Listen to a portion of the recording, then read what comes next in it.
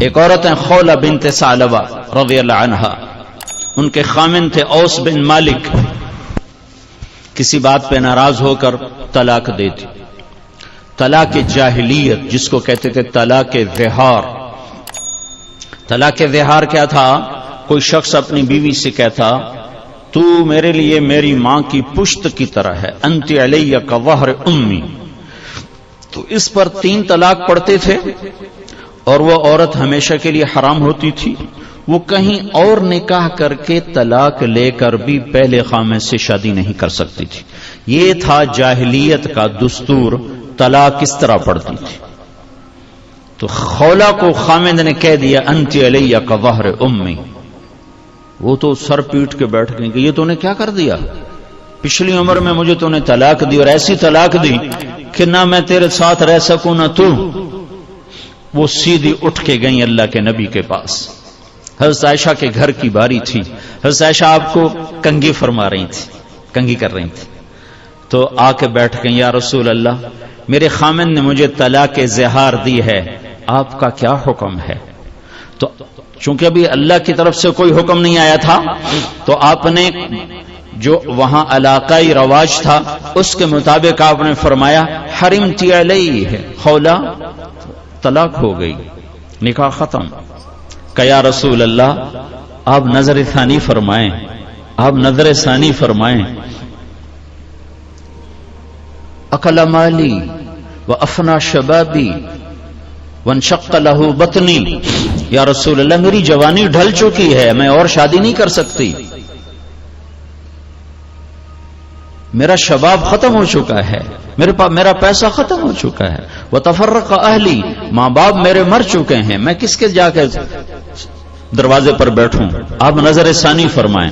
آپ نے پھر فرمایا حرمتی علیہ، تو حرام ہو گئی. اس نے پھر کہا یا رسول اللہ آپ نظر ثانی فرمائیں. تو آپ چپ ہو گئے کہ وہ سنتی نہیں مانتی نہیں. تو آپ نے سر جھکا لیا. حضرت عائشہ کنگھی کر رہی ہیں. جب اس نے دیکھا اللہ کا نبی متوجہ نہیں ہو رہا ہے، اچھا آپ نہیں سنتے ہیں، میں آپ کے رب کو سنا تھی، دوستی تھی، تعلقات استوار تھے، سفارتی مراسم ٹھیک تھے. کہ آپ نہیں سنتے ہیں، میں آپ کے رب کو سنا تھی. اس نے سے ہاتھ اٹھایا اور آسمان کی طرف منہ اٹھایا. اللہم ان لی منہ صبیۃ صغار، اے میرے رب میرے چھوٹے چھوٹے بچے ہیں، ان ضممتہم الی فجاعوا، میری طاقت نہیں میں ان کو روٹی کھلاؤں. ان ضممتہم الیہ فضاعوا، باپ کے سپرد کروں تو وہ بھی بوڑھا ہو چکا ہے، سنبھالنے کے قابل نہیں.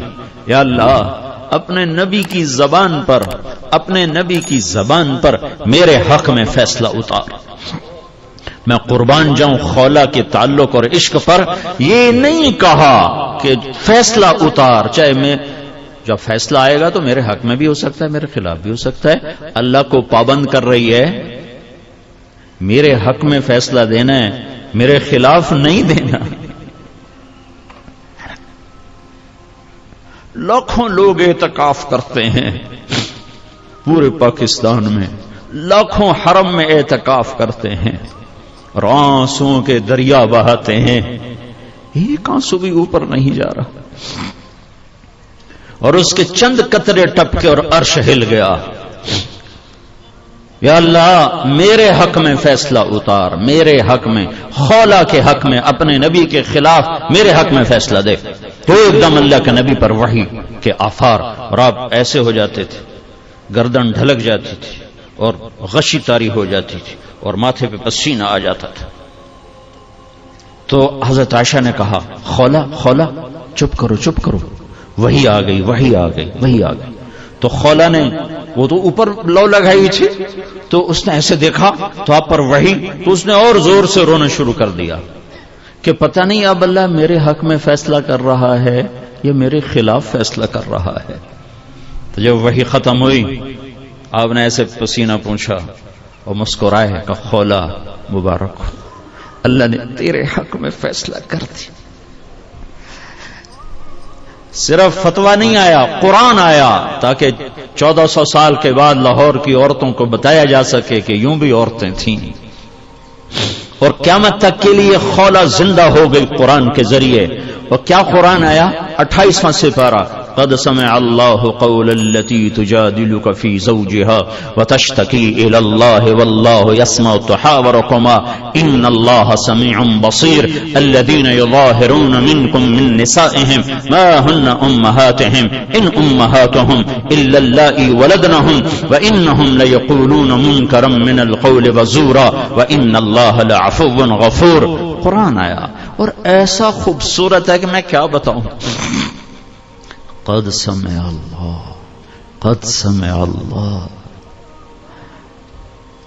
اللہ لا مکان و لا زمان ہے، آنے اور جانے سے پاک ہے، حرکت و سکون سے پاک ہے، اپنی ذات میں بے مثل بے مثال ہے۔ ہم اس کو نہ تصور میں لا سکتے ہیں نہ تخیل میں لا سکتے ہیں، لیکن اس آیت کا منظر یوں بنتا ہے، اس آیت کا منظر یوں بنتا ہے، قد سمع اللہ میں یہ مطلب بیان کیا جا رہا ہے، اے میرے محبوب جب خولہ نے فریاد کی تو میں خود زمین پہ اتر آیا اس کی فریاد سننے کی، میں خود آ گیا، اور خولہ کو اللہ نے عزت دی۔ قول التي تجادلك في زوجها، بڑا لمبا، جیسے ہم نہیں ساتھ حضرت مولانا علامہ لگاتے ہیں نا کسی، تو یہ میرا رب لقب لگا رہا ہے اپنی بندی کے ساتھ، قول التي تجادلك في زوجها، ہاں ہاں وہ میری محبوب بندی جو تجھ سے جھگڑا کر رہی تھی، تجھ سے ہاں کرونا چاہتی تھی، تو انکار کر رہا تھا میرا محبوب۔ وتشتکی الی اللہ، اے میرے حبیب آپ نے تو نہ سنا، پھر اس نے مجھے سنایا۔ واللہ یسمع تحاورکم، میں سن رہا تھا، آپ انکار کر رہے تھے، وہ اقرار کروا رہی تھی، آپ انکار کر رہے تھے، وہ اقرار کروا رہی تھی، میں بھی موجود تھا۔ ان اللہ سمیع بصیر، میں فیصلہ کرتا ہوں کہ آج کے بعد یہ طلاق غلط ہے، اور اس طلاق کا کوئی حکم نافذ، اس طلاق پر عمل نہیں ہوگا، ہاں اس بول کا کفارہ ہے، کفارہ ادا کر دیا جائے اور بیوی حلال ہو جائے گی۔ یہ وہ دور تھا جب اللہ سے تعلق تھا تو مزے تھے، تو میرے بھائیو بہنوں اللہ سے تعلق بنا لو۔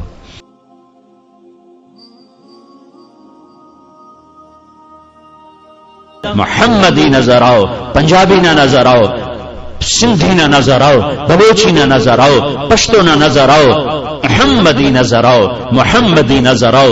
ہماری ایک پہچان ہے جو محمد مصطفیٰ صلی اللہ علیہ وسلم کی زندگی اور سیرت ہے۔ ایک عبادات ہیں جس میں نماز سب سے اعلیٰ ہے، جس میں روزہ اس کے بعد ہے، زکوٰۃ اس کے بعد ہے، حج اس کے بعد ہے، کہ جن پر فرض ہے حج وہ کرو، زکوٰۃ فرض ہے دو، روزہ فرض ہو گیا رکھو، نماز فرض ہے چھوڑو نہیں۔ دوسری چیز اخلاق ہیں جس میں ماں باپ سر فہرست ہیں، کہ اپنے ماں باپ کو دعا لے کر جنت والے بن جاؤ۔ بدبخت ہے جس نے ماں باپ کو پایا اور جنت نہ لے سکا۔ میرے نبی کا فرمان، میرے نبی کی محبت اپنی ماں سے، آپ کی ماں کو فوت ہوئے 57 سال گزر چکے ہیں، اور آپ 70,000 کا قافلہ لے کر ابوا کے مقام پر پہنچے ہوئے ہیں۔ مکہ کی طرف سفر ہے، آخری حج کا موقع ہے، اپریل کا مہینہ ہے، شدید دھوپ ہے، آپ نے احرام باندھا ہوا ہے، ننگے سر ہیں، آپ ماں کی قبر سے اوپر سے وہاں راستہ کوئی نہیں ہے، راستہ کوئی نہیں ہے، آپ خود ماں کی قبر کے اوپر سے گزرے ہیں۔ جب ماں کی قبر پر پہنچے تو آپ اونٹنی سے اتر گئے، اونٹنی سے اتر گئے، اور ماں کی قبر کے سرانے، مجھے دیکھو، آپ ایسے بیٹھے، گھٹنے اٹھائے، دونوں ہاتھ یہاں رکھے اور سر یوں دیا، جیسے چھوٹے بچے گھٹنوں میں سر دے کے روتے ہیں۔ میرا نبی ماں کی قبر پہ سر دے کے جو بیٹھا ہے، کئی گھنٹے ہچکیاں بندی رہیں، ہچکیاں بندی رہیں، روتے رہے، روتے رہے۔ 57 سال کا منظر سامنے آ گیا کہ یہاں میری ماں نے مجھے چھوڑا تھا جب میں 6 سال کا تھا۔ میرے نبی صرف 6 سال کے تھے جب اس جنگل میں اس جنگل میں اللہ نے آپ کی ماں کو اٹھایا. سن 2000 میں قبر پر حاضری دے چکا ہوں. میری زندگی کا یادگار ترین سفر ہے حضرت آمنہ کی قبر کی زیارت. بیت اللہ کے اندر میں 2 دفعہ گیا. میری وہ کیفیت نہیں بنی جو ماں کی قبر پر میری کیفیت تھی. مجھے لگا جیسے ساری دنیا کی ماں سوئی پڑی ہے, ساری کائنات کی ماں سوئی پڑی ہے. اور میں 14 صدی پیچھے دیکھنے لگا, دھندلکوں میں دیکھنے لگا کہ یہاں میرا نبی 6 سال میں کیسا تڑپا ہوگا اور کیسا بلکا ہوگا اور کیسا رویا ہوگا, اور ماں ماں کہہ کر کیسے لاش کو جھنجھوڑا ہوگا. اور ماں ساکت اور لاجواب تھی. مرنے یہ میرا نبی پہلی موت دیکھ رہا ہے, موت پہلے دیکھی نہیں, اور پہلی ماں ہی کی موت, ماں کی موت. نہ باپ ہے, نہ بھائی ہے, نہ بہن ہے. اور ایسا جنگل ہے کہ سارے رشتہ دار مکے میں بیٹھے ہوئے ہیں. ایک خاتون نوکرانی ساتھ ہے, ام ایمن, تیسرا اور عزیز کوئی نہیں جس کے کندھے پر سر رکھ کے روتے. میں تو 40 سال کی عمر میں میری ماں مری, میں مدینے میں حج پر تھا, میں نہیں آ سکا, تو میں ڈھونڈتا تھا مجھے کوئی کندھا ملے جہاں سر رکھ کے رو سکوں. اتنا میں بے قرار تھا کہ کوئی مجھے میرا عزیز مل جائے جس کے میں گلے لگ جاؤں اور میں روؤں. 40 سال اور میرا نبی 6 سال.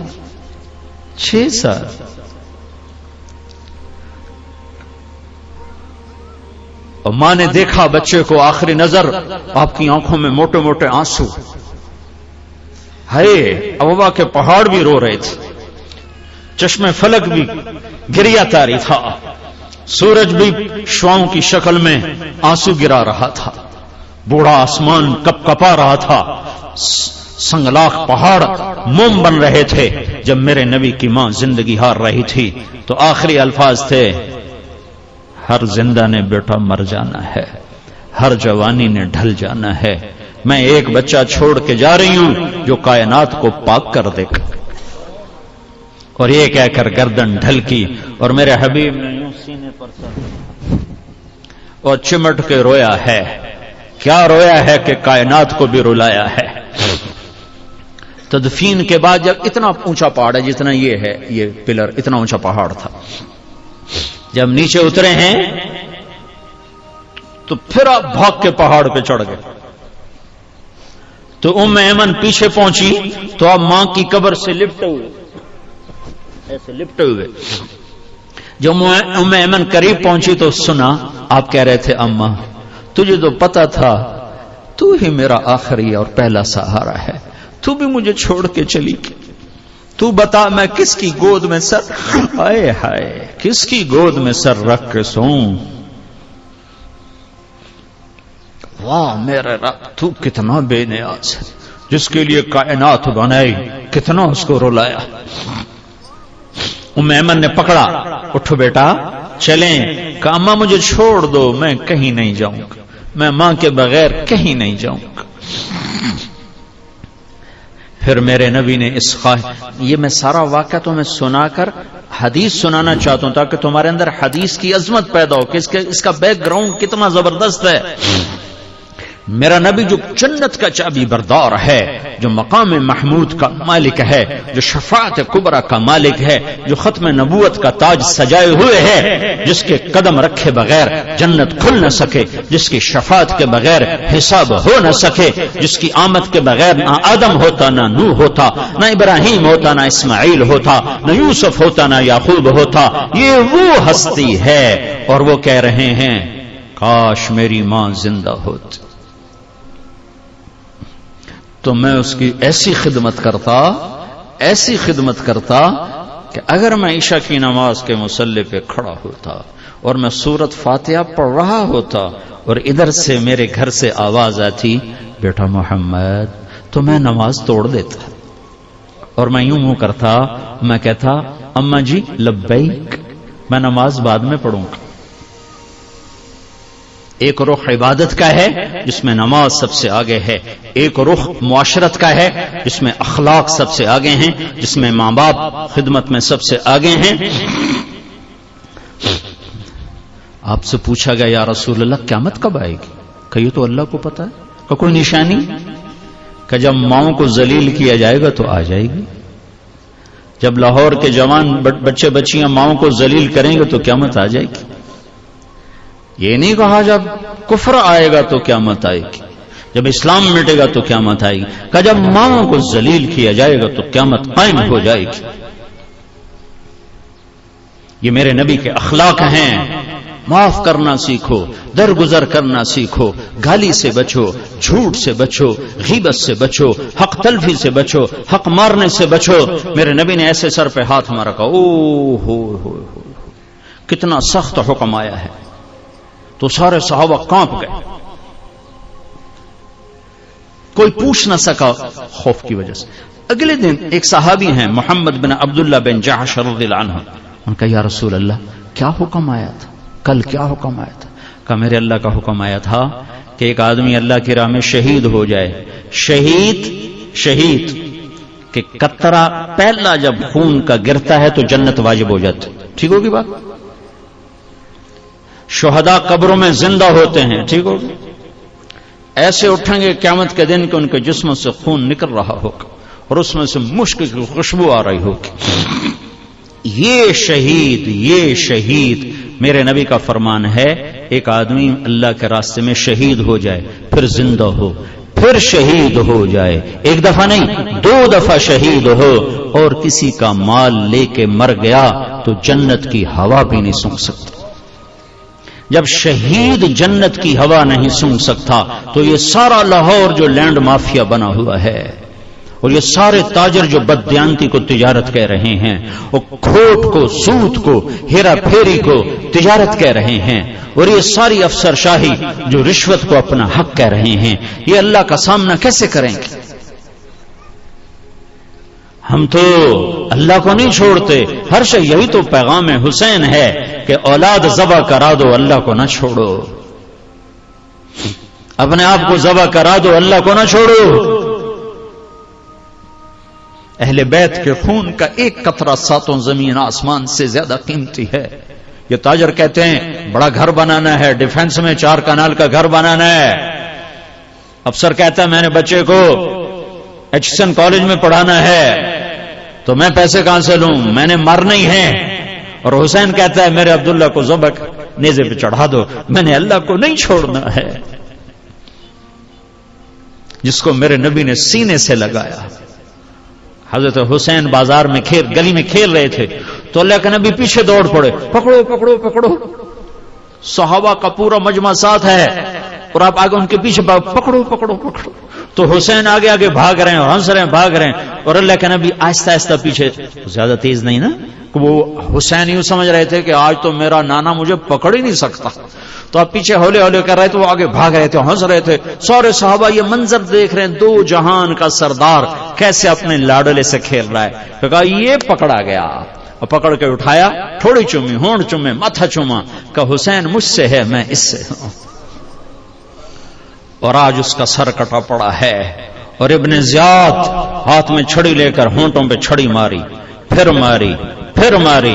تو حضرت انس کھڑے ہو گئے کہ بدبخت یہ چھڑی ادھر سے ہٹا، میں نے ان ہونٹوں پہ نبی کے ہونٹوں کو لگتا دیکھا، ان ہونٹوں کو نبی نے چوما ہوا ہے. وہ ذبح ہو کے لاہور والوں کو پیغام دے رہا ہے. آج کے بدبخت غفلت میں ڈوبی ہوئی انسانیت، بخت ڈوب گیا، بخت ڈوب گیا. جب اللہ ناراض ہو گیا تو کون سی خوش بختی ہے، بخت ڈوب گیا.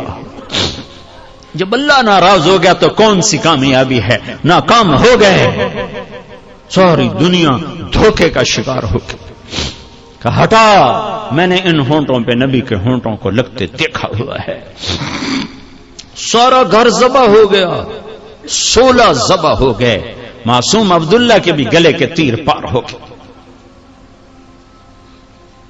تو اللہ کو ساتھ لے لو، اللہ کو ساتھ لے لو، اللہ کو ساتھ لے لو، اور اللہ ساتھ ہوتا ہے.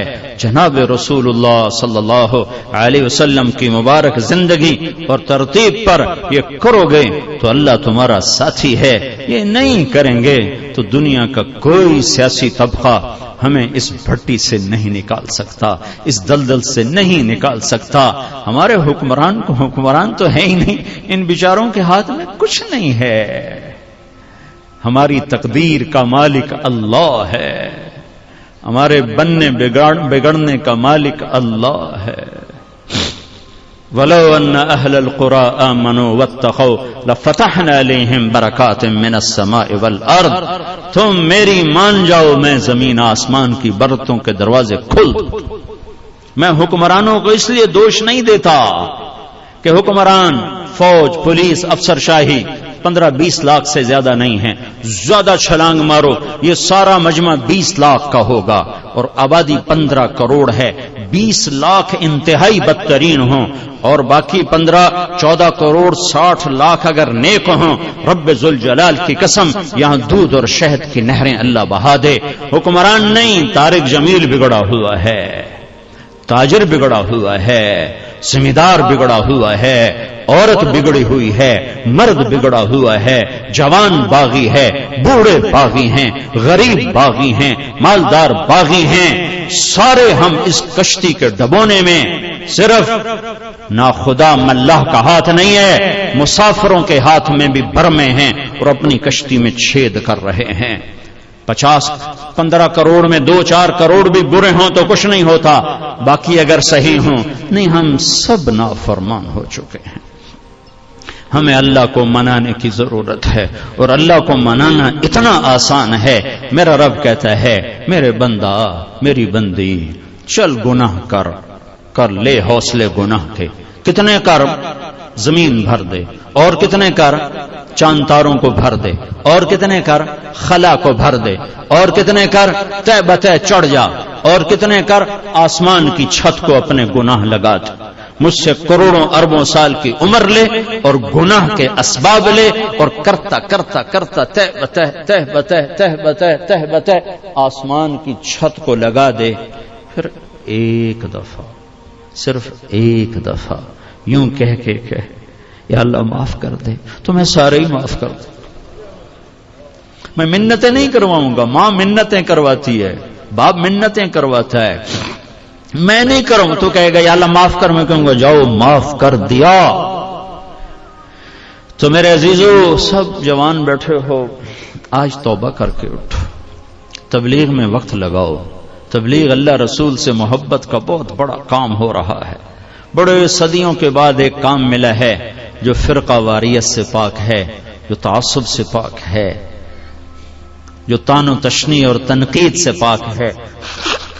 اپنے رب سے صلح کرو، تبلیغ میں وقت لگاؤ، چاہے جب تمہیں چھٹیاں ہوں 4 مہینے لگاؤ، 40 دن لگاؤ، ہر مہینے 3 دن لگاؤ، لیکن ابھی یہ کئی ہزار نوجوان بیٹھے ہیں، سارے مرد، عورت، بچے بچیاں، آج توبہ کر کے اٹھو۔ یہ میرا سب سے مطالبہ ہے کہ آج تک اپنی مرضی کی گزاری، آج کے بعد اللہ کی مرضی کی گزاریں گے، تو نیت کرو کہ آج ہم نے توبہ کر کے اٹھنا ہے، ٹھیک ہے؟ نیت کرتے ہو؟ سارے کہو یا اللہ میری توبہ، پھر کہو یا اللہ میری توبہ، پھر کہو یا اللہ میری توبہ۔ اگر یہ توبہ آپ سب نے، بچے بچیوں، مرد عورتوں نے کر لی ہے تو آپ کو مبارک ہو، آپ کے سب گناہ معاف ہو چکے ہیں، آپ سب ایسے بیٹھو جیسے ابھی ماں نے جنم دیا ہو۔ یہ الٹے ہاتھ کی فائل ختم، غائب، زیرو۔ یہ کسی حکومت کے بس کے نہیں ہے کہ وہ آ کے ہمارے حالات ٹھیک کر دے گا، یہ سب مٹی کے بت ہیں، ان سے کچھ بھی نہ ہوگا، جب تک اللہ نہ چاہے گا کچھ نہیں ہو سکتا۔ جب اللہ چاہ لیتا ہے تو پھر سب کچھ تابع ہو جاتا ہے۔ حضرت عمر کے زمانے میں مصر فتح ہوا تو دریائے نیل خشک ہو گیا، ہر سال دریائے نیل خشک ہو جاتا تھا، تو مصر کے لوگ ایک جوان بچی کو پکڑ کر زیورات سے اس کے سجا کر اور اس کو پہنا کر اس کو جا کر دریا میں ڈبو دیتے تھے، وہ بیچاری زندہ اس میں غرق ہو کے مر جاتی تھی، تو شیطان کا کوئی اس میں تصرف تھا، پھر دریا کا پانی چڑھ جاتا تھا۔ تو عمر رضی اللہ تعالیٰ عنہ کے دور میں جب مصر فتح ہوا تو وہ مصری آ گئے عمرو بن عاص کے پاس کہ دریا خشک ہو چکا ہے، ہم نے بچی کو ڈبونا ہے۔ حضرت عمر نے کہا اسلام اس ظلم کی اجازت نہیں دیتا، انہوں نے حضرت عمر کو خط لکھا، دریائے نیل خشک ہو چکا ہے اور دریا یوں چلتا ہے کہ ایک بچی کو اس میں ڈالا جاتا ہے، وہ مرتی ہے تو دریا بھر آتا ہے۔ تو حضرت عمر نے کہا، خط لکھا، 2 خط لکھے، ایک عمرو بن عاص کو، تم نے بالکل ٹھیک کیا ہے، ایسا نہیں کرنا، اور ایک خط لکھا کسے؟ دریائے نیل کو۔ دریائے نیل کو خط لکھا جا رہا ہے۔ ہر بیٹا باپ کو نہیں سنتا، بیٹی ماں کی نہیں سنتی، دریائے نیل کو خط لکھا جا رہا ہے۔ بسم اللہ الرحمن الرحیم، من عبد اللہ امیر المؤمنین عمر بن الخطاب الى نیل مصر، یہ اللہ کے بندے عمر بن خطاب امیر المؤمنین کا خط ہے دریائے نیل کے نام۔ ان کنت تجری من قبلک فلا تجری، اے نیل اگر تو اپنی طاقت سے چلتا ہے تو بند ہو جا۔ وَإِن كَانَ اللَّهُ الْوَاحِدُ الْقَهَّارُ يُجْرِي، اور اگر تمہیں عمر کا اللہ چلاتا ہے تو میں اپنے اللہ سے کہتا ہوں تمہیں جاری کر دے۔ اور کہا عمر یہ میرا خط دریائے نیل میں ڈال دو۔ رات کو دریائے نیل میں خط ڈالا گیا، صبح 16 ہاتھ دریا چڑھ کے بہ رہا تھا۔ دوستی تھی، دوستی تھی، اللہ سے دوستی لگا لو، اللہ سے تعلق بنا لو، یہی سارے مسائل کا حل ہے، اور اللہ سے تعلق بننے کا ذریعہ ہے جناب رسول اللہ صلی اللہ علیہ وسلم کی مبارک زندگی، آپ کی سیرت، آپ کی صورت، آپ کے اخلاق، آپ کا کردار، آپ کا قول، آپ کا فعل، آپ کی حرکت، آپ کا سکون، آپ کا اٹھنا اور بیٹھنا، چلنا اور پھرنا، گھر کی زندگی، بازار کی زندگی، مسجد کی زندگی، اور زندگی کے ہر شعبے میں اپنے حبیب کو ساتھ لے لو، اس کو ساتھ لے لو تو میرا اللہ راضی ہے۔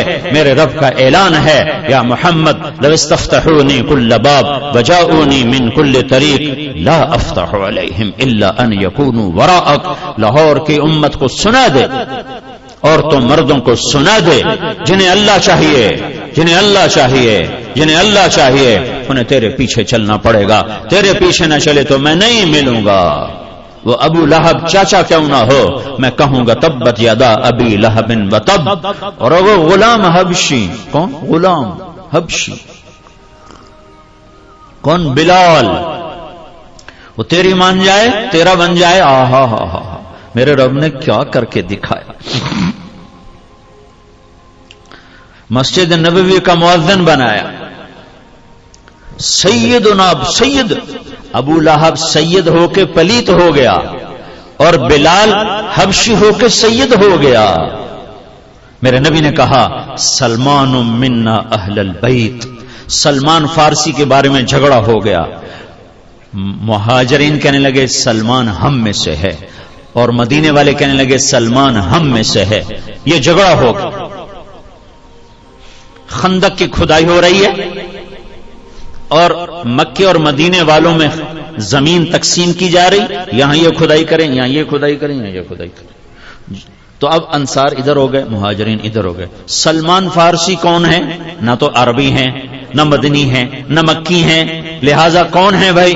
تو مکے والوں نے کہا ہم میں سے ہیں، ایران سے ہجرت کر کے آیا ہے۔ مدینے والوں نے کہا ہم میں سے ہیں، اسلام سے پہلے آیا ہے، لہذا یہ مدنی ہے، وہ کہیں یہ مکی ہے۔ دونوں میں جھگڑا ہو گیا، فیصلہ عدالت نبوت میں گیا۔ تو آپ نے فرمایا کیا دلائل ہیں؟ مکے والے یہ، مدینے والے یہ۔ کہ میں فیصلہ کرتا ہوں، سلمان منا اہل البیت، سلمان میرے اہل بیت میں سے ہے۔ اہل بیت وہ نہیں جو سید ہو کر پیدا ہوں، اہل بیت وہ ہیں جو نبی کے غلام ہوں۔ تو بلال سید بن گیا، ابو لہب پلیت بن گیا، مسجد نبوی کا مؤذن بنا۔ ظہر کی نماز 12 ربیع الاول 7 جون 633 عیسوی 11 ہجری، اللہ کے نبی دنیا سے رخصت ہو چکے ہیں، اور ظہر کی نماز کے لیے بلال چھت پہ چڑھے۔ جب کہا اشہد ان محمد، تو روتے روتے روتے آواز بند ہو گئی، اور اذان پوری نہ کر سکے، اور دھوڑے مار کے رونے لگے، سارے مدینے والے رونے لگے۔ تو آپ اتر گئے اور کہا میں آج کے بعد قسم کھاتا ہوں کہ آج کے بعد میں اذان نہ دوں۔ اور پھر اللہ کے نبی کے تدفین کے بعد ابو بکر صدیق سے اجازت لے کر جہاد میں ملک شام چلے گئے۔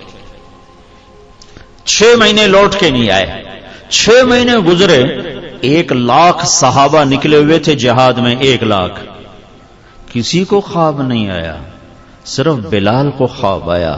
بلال، اللہ کے حبیب خواب میں، بلال یہ کیا بے وفائی، میرے شہر آنا ہی چھوڑ دیا۔ 6 مہینے گزرے ہیں، صحابہ 1,00,000 کے قریب جہاد میں شام عراق میں جا چکے ہیں، خواب بلال کو آتا ہے، بلال یہ کیا بے وفائی، میرے شہر آنا ہی چھوڑ دیا۔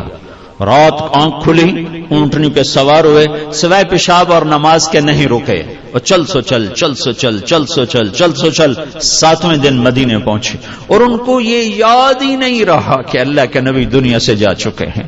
ویسا عشق سوار تھا اور ایسا وہ خواب دل و دماغ کے حاوی ہوا کہ یہ بھول ہی گئے کہ اللہ کے نبی دنیا سے جا چکے ہیں۔ مدینے میں داخل ہو تو ہی نعرے مارنے، یا رسول اللہ میں آ گیا، یا رسول اللہ میں آ گیا۔ جب حجرہ مبارک پر پہنچے تو پھر یاد آیا، او ہو تو جدائیاں ہیں، جدائیاں ہیں۔ پھر بے قرار ہو کر اندر حجرے میں آئے اور چیخنے گئے، یا رسول اللہ میں تو آ گیا، آپ کہاں ہیں، میں تو آ گیا، آپ کہاں ہیں، اور قبر پر گرے اور قبر سے چمٹ کر روتے روتے روتے روتے غشی کی کیفیت طاری ہو گئی۔ نماز کا وقت آ گیا، مسجد ساری بھر گئی، سب کی تمنا کہ آج بلال اذان دے، اور کسی کو ہمت نہیں ہو رہی بلال سے بات کر، تو صحابہ نے حسن حسین کو استعمال کیا، امامین ہمامین، نبی کی آنکھوں کی ٹھنڈک، جنت کے سردار حسن اور حسین، جنت کی عورتوں کی سردار فاطمہ۔ علی تجھے پتا ہے تیرا گھر کہاں ہے جنت میں؟ کہا جی نہیں۔ کہا جنت میں تیرا گھر میرے گھر کے سامنے ہے۔ تو دونوں کو صحابہ نے کہا، حضرت آج بلال سے کہو اذان دیں، اور یہ کسی کے کہنے پر نہیں دیں گے۔ حسین 6 سال کے، حسن 7 سال کے، یہ دونوں معصوم بچے آئے اور حضرت بلال کے سامنے کھڑے ہو گئے، کہنے لگے چچا ایک درخواست کر۔ کہ میرے بچوں میری تو جان قربان ہے، کیا حکم ہے؟ درخواست نہ کو، حکم کو۔ کہ جیسے ہمارے نانا کے لیے اذان آج ہمارے لیے دے۔ تو بلال رضی اللہ عنہ پھوٹ پھوٹ کے رونے لگے، کہنے کہ میں نے قسم کھائی تھی کہ میں اذان نہیں دوں گا، لیکن میں تمہاری خاطر تو جان بھی قربان ہے، قسم تو چھوٹی سی چیز ہے، میں قسم کا کفارہ دوں گا۔ اور ایسے چڑھے چھت پر، ایک انصاری عورت کا گھر تھا جس کی چھت پہ چڑھ کے اذان دیتے تھے، کانوں میں انگلیاں دے کے جو ہی کہا اللہ اکبر تو سارے مدینے میں کوہرام مچ گئے، اور عورتیں ننگے سر ننگے پاؤں روتی ہوئی گھروں سے باہر نکل آئیں، اور مسجد نبوی میں چیخ چنگاڑا مچ گیا، یوں لگا جیسے دور نبوت لوٹ کے واپس آ گیا۔ یہ شان ہے کہ محمد سے وفا تو نے تو ہم تیرے ہیں، یہ جہاں چیز ہے کیا لوح قلم تیرے ہیں۔ پھر دوسرا واقعہ، جب بیت المقدس فتح ہوا اور حضرت عمر خود پہنچے، اور پہلی نماز مسجد اقصی میں ہونے لگی ہے، اور جمعے کا دن ہے، جمعے کے دن لشکر اسلام داخل ہوا، عمر رضی اللہ عنہ قائد ہیں، جمعے کی اذان ہونے لگی تو 36,000 کا لشکر تھا، تو سب نے آ کر منت کی بلال کی کہ اذان، وہ نہیں مانے، تو حضرت عمر نے کہا بلال، ہائے ہائے بلال یہ دیکھو آج اذان دیتے۔ تو بلال وہ صخرہ پہ سوار ہوئے، وہ جو گنبد سا نظر آتا ہے اس کے نیچے ایک چٹان ہے جہاں براق باندھا گیا تھا، تو اس پہ سوار ہوئے، اور جو ہی کہا اللہ اکبر تو یہ 36,000 کا لشکر روتے روتے زمین پر گر گئے۔ یہ اللہ کے حبیب کی اطاعت کی عزت ہے۔ اپنی زندگی کو ڈھالو اللہ کے محبوب کے طریقوں میں، اللہ کے محبوب کے سانچوں میں۔ فلا وربک لا یؤمنون حتی یحکموک فیما شجر بینہم، قرآن کی سب سے خوبصورت قسم، اے میرے حبیب لاہور والوں کو بتا دے کہ مجھے تیرے رب کی قسم، سبحان اللہ کیا قسم اللہ نے اٹھائی ہے، اے میرے حبیب مجھے تیرے رب کی قسم۔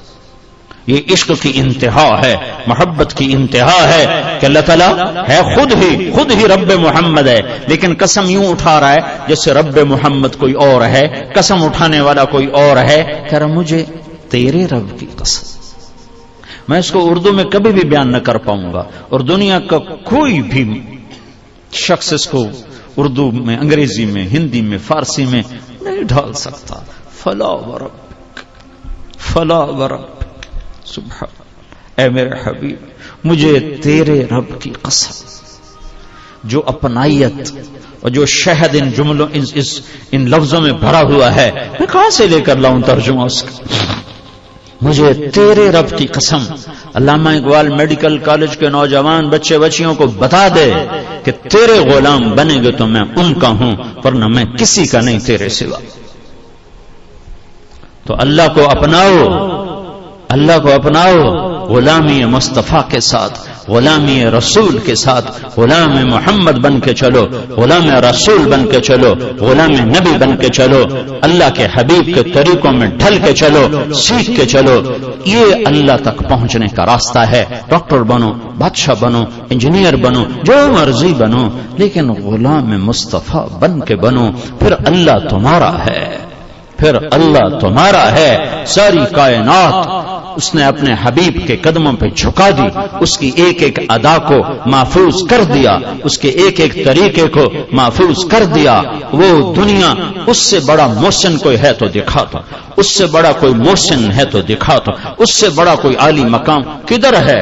مقام محمود انتظار میں ہے، کدھر ہے؟ شفاعت کبریٰ انتظار میں ہے، کدھر ہے؟ مقام وسیلہ انتظار میں ہے، کدھر ہے؟ جنت کا جھنڈا کی چابی اس کے ہاتھ میں ہے، اللہ کا جھنڈا اس کے ہاتھ میں ہے، جنت کی چابی اس کے ہاتھ میں ہے، حوض کوثر موجیں مارتا ہوا اس کے انتظار میں ہے، جنت بن سنور کے اس کے انتظار میں ہے، اللہ کی رحمت کے در کھلنے کے لیے اس کی شفاعت کے انتظار میں ہیں، جنت کے دروازے کھلنے کے لیے اس کی شفاعت کے انتظار میں ہیں، جنت کا دروازہ کھلنے کے لیے اس کے قدم مبارک کے پڑنے کے انتظار میں ہے۔ وہ ساری کائنات میں ساری امت کے لیے رحمت بن کر، شفقت بن کر، شفیق بن کر، حریص بن کر، عزیز بن کر، رؤوف بن کر، رحیم بن کر آئے، محمد ہیں۔ اور وہ جیسے اللہ نے اپنے نام رکھے ایسے اپنے حبیب کے نام بھی رکھے، تو محمد، تو احمد، تو ماہی، تو حاشر،